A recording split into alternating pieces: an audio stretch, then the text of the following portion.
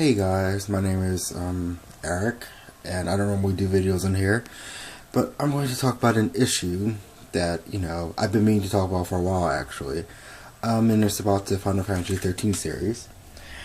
I know a lot of people hate the series for their own personal beliefs, but I actually liked it, and I'm just going to go here to talk about what I liked about 13, what I liked about its sequel, my likes, dislikes, and what I anticipate for the last game.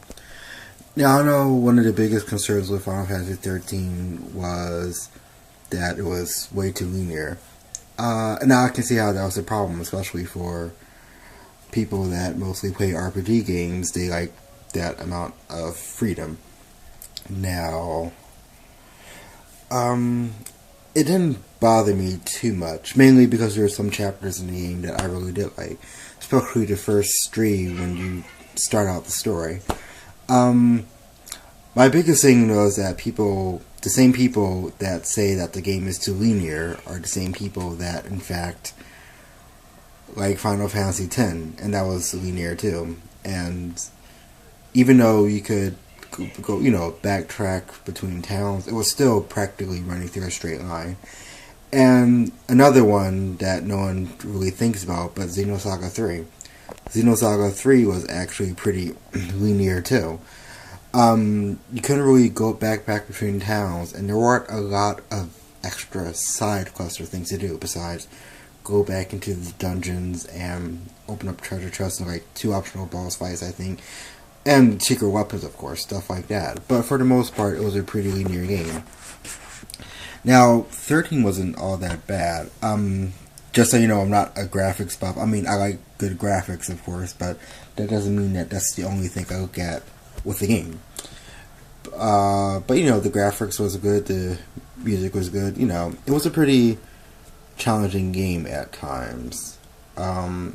It wasn't that hard, but, one of the biggest ones is, like, when you get to chapter, 9 or 10 was it, and you fight, spoiler alert,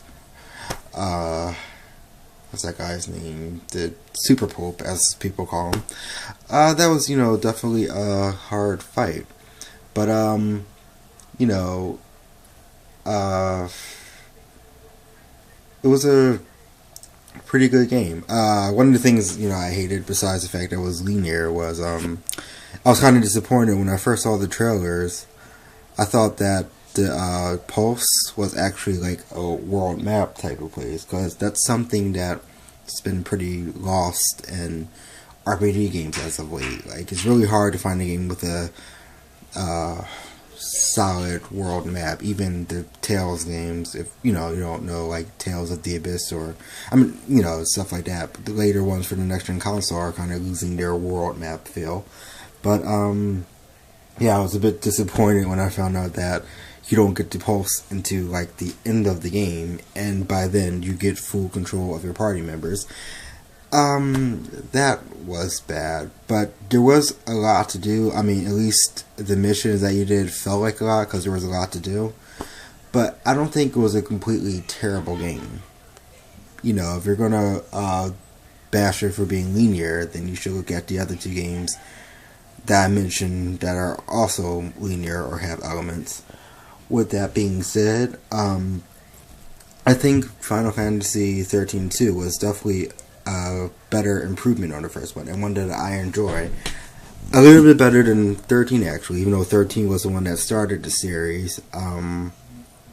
It lost its linearity a little bit, so even though you were still walking in a straight line, the areas felt a little bit larger.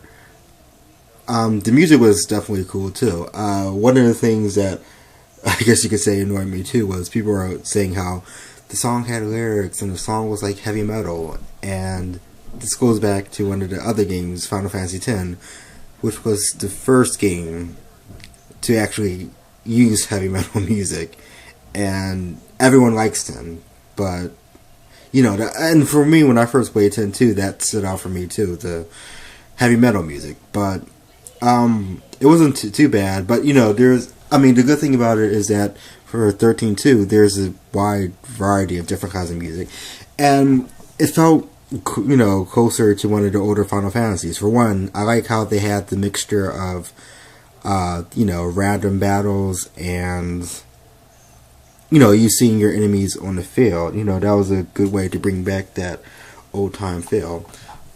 What are some other things? There was definitely a lot more you can do.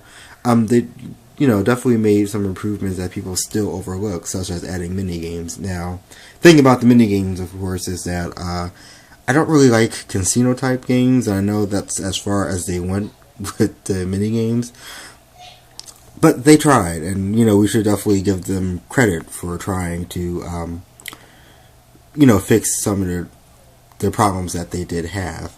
I would have liked it if the place where all the mini games took place was actually like Golden Saucer type place from Final Fantasy VII, with more mini games that weren't just solely based on gambling. The other thing is, I think my only real issue with the game is that it was too short. I love it. I think it has higher replay value, for me at least, than 13, but it was just way too short. Like, right when you were jumping into the game, it pretty much ended. And, if they had kept it the same length as 13 and had still had the content that it did, I think it would be a pretty awesome game and people would like it better. That's what I think. But, one of the things I was saying that could actually help was to flesh out the characters, not saying that the characters were annoying to be around, including Mug. But, just so it won't seem weird that they're fighting over a young girl, Yule, as I mentioned, it would be interesting if, like, Noel actually cared about Yule deeply, because it reminds him of his sister, and maybe Caius, Yule is like his daughter or something. I thought that would be an interesting plot point, but we didn't get all of that. But still, what we did get was a pretty awesome game. The final boss, of course, was a nice conclusion. Definitely a hard boss. It was the one boss I can remember, and there's been some bosses where I had to do this. Actually, had to stop what I was doing, which is probably the most frustrating thing you can do in the last boss, because you had to do it all over again.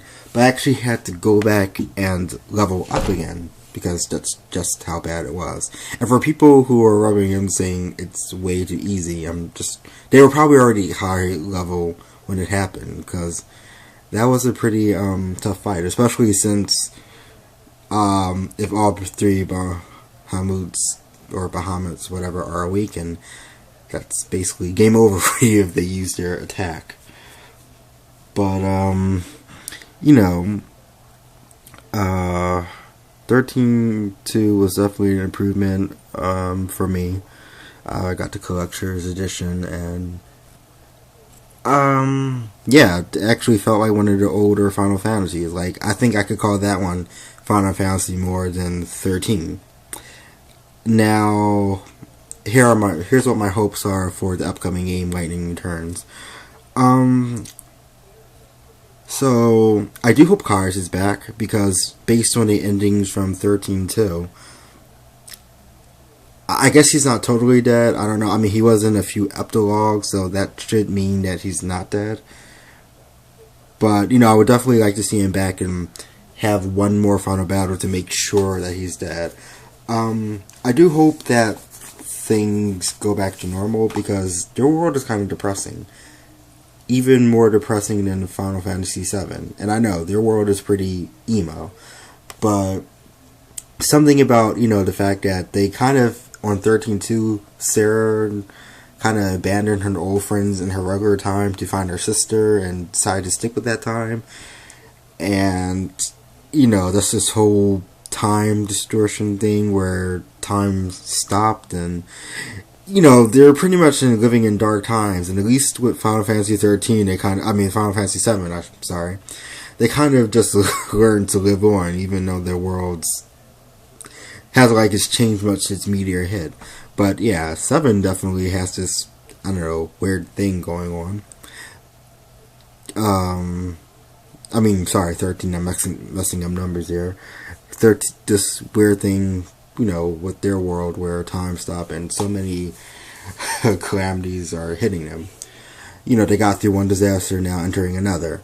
But yeah, that's it. I do hope Mug is back, only because I was never annoyed with him, but something about just kind of writing off characters completely, I don't like that. I like closure, and if they're going to have closure, I at least want all characters, announced or something like that. And let's see what else. I hope there's a lot of secrets in the world besides missions. Like, I hope they learn for what they did with 13.2 and make the final conclusion, a nice game, a fun place to explore. And it already seems fun because it's probably the most open world out of all three of them. And, they got subways too, which is kind of like a throwback to, not subways, but trains, which is kind of like a throwback to Final Fantasy VIII, because that was the only other game I can think of where, like, trains were commonly used on the world map. What else do I hope? I just hope that the story is actually thought out. They make references to the first two games, and above all else, that it's fun. That the timer is an interesting concept. I mean, at least unlike Majora's Mask, it seems like there's more things that affects time than just your, say, Ocarina. Apparently magic. I don't know how this will play out, but hopefully there will be another trailer soon now, flesh out these concerns. But, definitely the only thing I'm hoping for is Kairos at least makes a return, and that we can actually sell it as a score. And with this, I am done. Sorry if this is too long. Hopefully this will post up. But yeah, if anyone comes across this, definitely let me know what you think. Depending on, any views that I might get or comments that I might get, I might, lead away for more discussions or whatever. So with that, later, I guess.